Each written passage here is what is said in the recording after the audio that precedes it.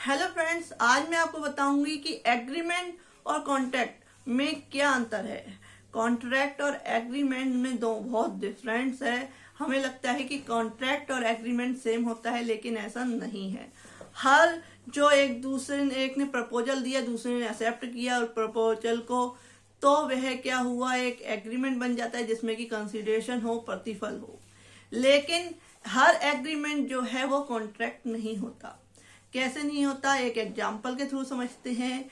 ए ने बी से एग्रीमेंट कर लिया कि वह 11 महीने के बाद भी किराए में कोई बढ़ोतरी नहीं करेगा, यानी किराए को नहीं बढ़ाएगा। लेकिन ये करार, ये है एग्रीमेंट। लेकिन अगर ये एग्रीमेंट कोर्ट तक नहीं पहुंच पाया तो वह क्या हो गया, एग्रीमेंट ही बन के रह गया आपस में। अगर इसको कोर्ट, यानी कि इस एग्रीमेंट को जो है विधि रूप से वह प्रवर्तनीय हो, कोर्ट में इसके खिलाफ केस किया जा सके, तो वह हो गया कॉन्ट्रैक्ट, संविदा।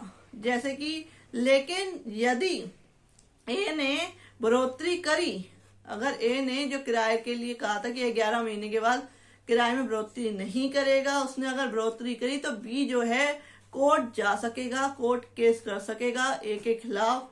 और ए के खिलाफ कोर्ट केस करने के बाद जब जो कोई करार विधि द्वारा प्रवर्तनीय हो जाता है, कोर्ट में केस दाखिल हो जाता है, तो वो जो एग्रीमेंट होता है वो कॉन्ट्रैक्ट बन जाता है। तो आपको डिफरेंस पता चल गया होगा कि कॉन्ट्रैक्ट और एग्रीमेंट क्या होता है। आपस में की कोई भी बातचीत जिसमें कि एक दूसरे को कहते हैं कंसिडरेशन मिले, प्रतिफल मिले, वो सारे क्या है, एग्रीमेंट।